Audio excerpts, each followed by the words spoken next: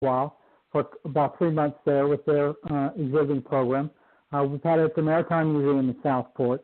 The majority of it right now is up in my studio. Those pieces of it are scattered around. So we're actually looking for another place to do the full exhibit. And it's interesting that I'm actually expanding that a little bit. I thought I was done with it, but the last few times I've been to Varningtown, I've gotten images that I want to paint some more from that. So it is expanding, but we're constantly looking for avenues. I think in March it's going to be up on the coast in Harper's Island, that area up there. But so it's always something looking to be able to help explain what's going on, let people get a visual image about what's happening at the coast. Yeah, because there's definitely a lot happening. Now, you're originally from here, not this area, and not necessarily from the coast. So what was it about the coast that drew you to take these pictures and to learn about this community and everything? What drew you into this, this becoming like almost your pet project? Actually, I've been a painter for 35 years, and I've always sort of had I like old things. I like to paint old things with history, things that have meaning. And when I was at I guess just for a visit, about 10 years ago, I was up along the coast, and I got into this little town with Manio and Wanchese up on the northern part of the state up the coast. And so I got over to Wanchese, and suddenly there's this little town village is where all the real fishermen come. And I saw the boats, and you see a boat that has age and restaurant. You want to know where it's been and who built it and where. That's sort of what got me started. Then I was filming a regatta in Southport for a series of paintings I wanted to do. And somebody asked me, I actually asked and said, I'd like to see some other village kind of places, things that aren't, so pretty. And they said, have you ever been to Varningtown? And I said, Varning where? I immediately put it into my GPS, and I went on down there that day, and I saw it. I mean, there's people that were open, and they were working hard, and the boats that were, you could see boats that were basically sinking in front of you because of the age and not being taken care of. But then you saw other boats that these families had taken great pride in. And these boats were all what we would consider older models because they were wooden. These are wooden shrimping boats. They're huge and built, in the area. And so that sort of got me to where I was very, at that point, vested. And so I've sort of been in that little town and area for the last 5 years, off and on, there about once a month and sometimes twice. And every excuse I get to go down, I go. Yeah, that definitely is an area that will need our support as they're coping with the recovery from that flood and everything.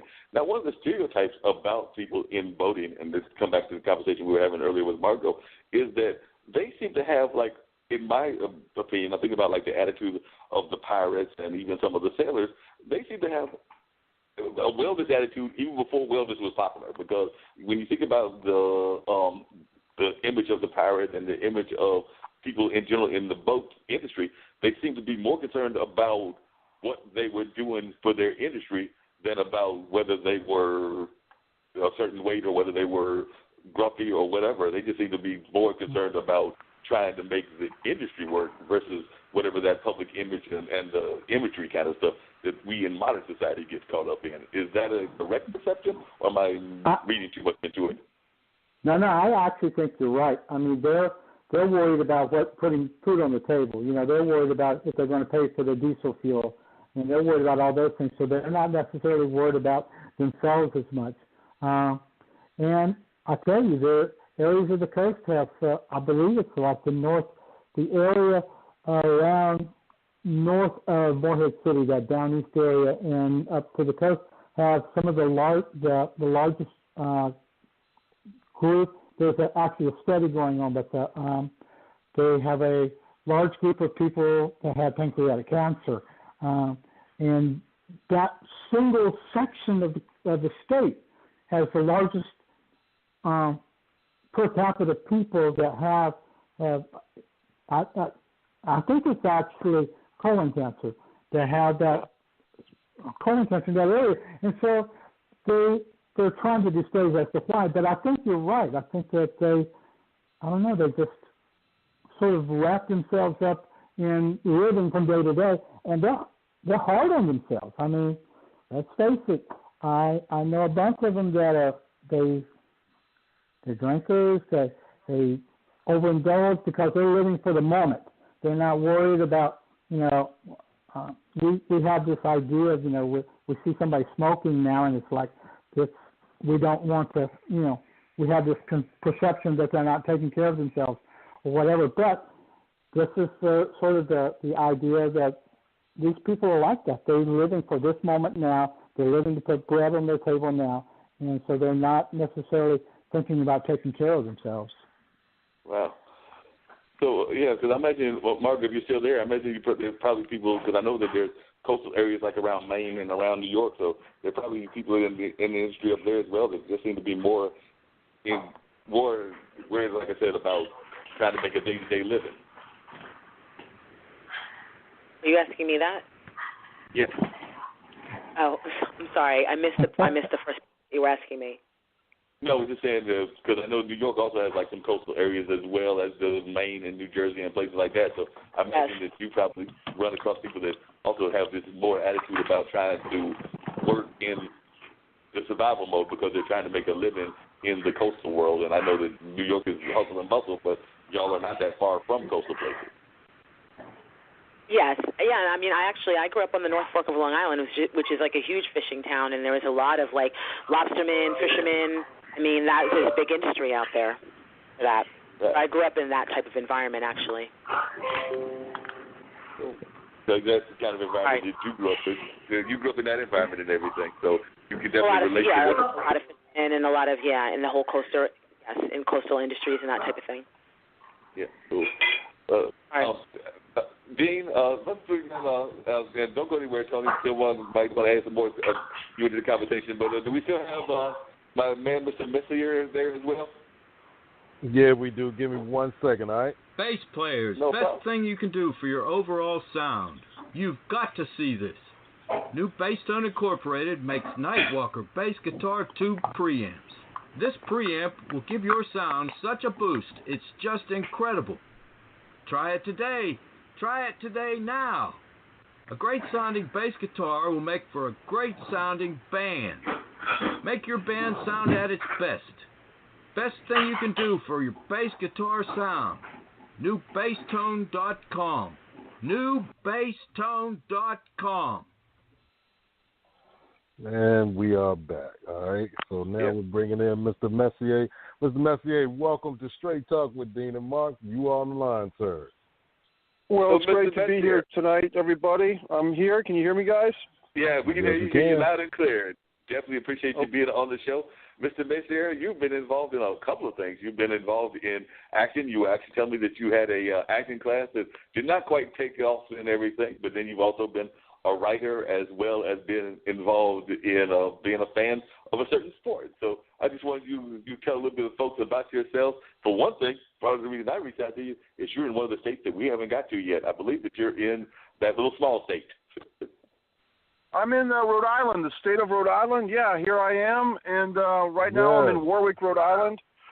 And, we've got some rain here ourselves, nothing like what the folks in North Carolina have experienced. In fact, I lived in Greensboro, North Carolina, where I actually had my first ring announcing gig for a promoter named Ken Spence in Greensboro. And I ring introduced the Jimmy, the Boogie Woogie Man Valiant, and the fantastic member Bobby Fulton, among other wrestling luminaries that night.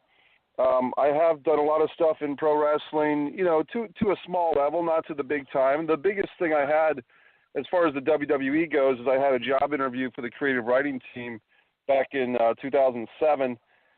And, I've had more success in the acting world. I had a scene with Elizabeth Shue and Meryl Streep in the film Hope Springs, and I played Sybil Shepherd's son in a movie called Hard Luck, where I had a fight scene with Mario Van Peebles, the director, and the star of the film, Wesley Snipes. So I've been doing my thing, guys. I really enjoy writing my own scripts. That's where I get the most joy out of, doing things is really when you take control of your own life, your own career.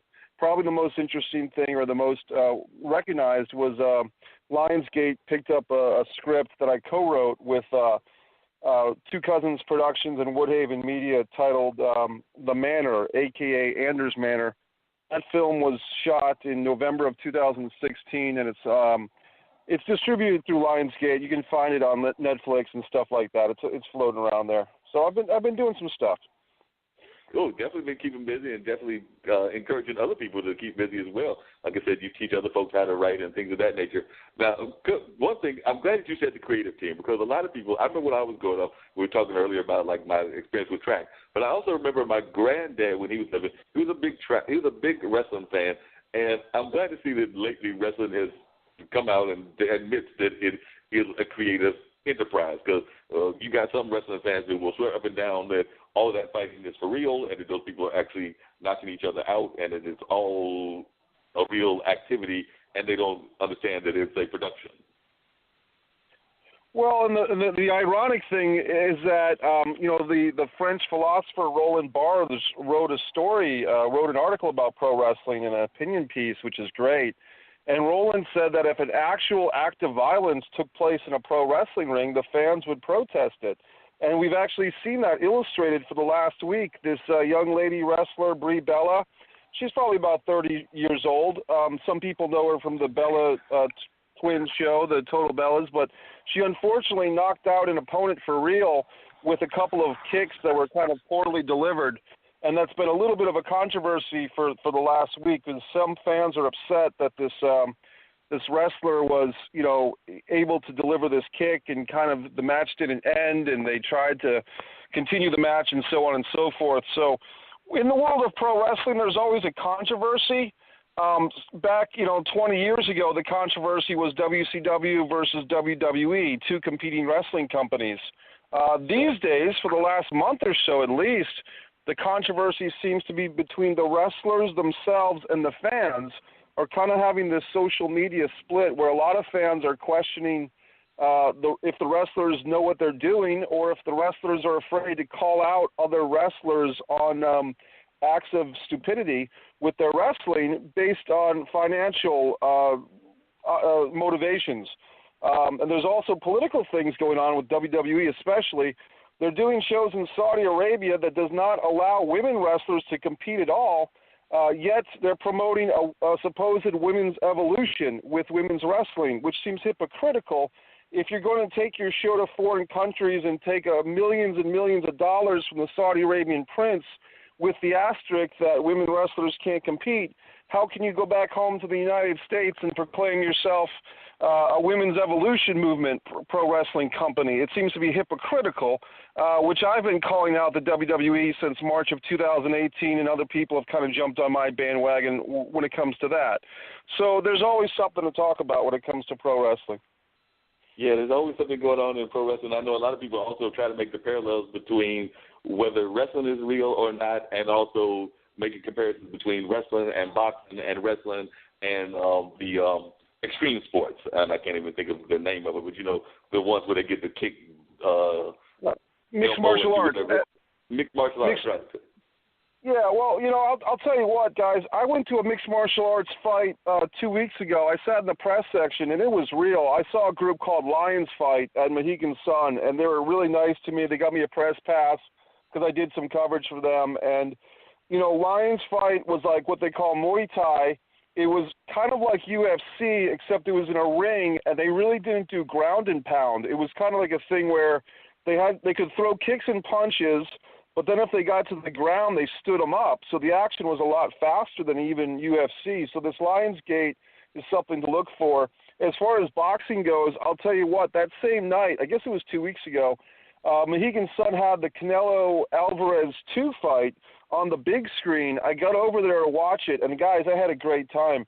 That boxing match, was just an epic fight. My dad used to tell me that he would go see Ali and Foreman and Ali and Frazier have fights on closed circuit TVs, at the Providence Civic Center and stuff like that. And so I kind of felt like sitting in this closed circuit venue at a casino in Connecticut.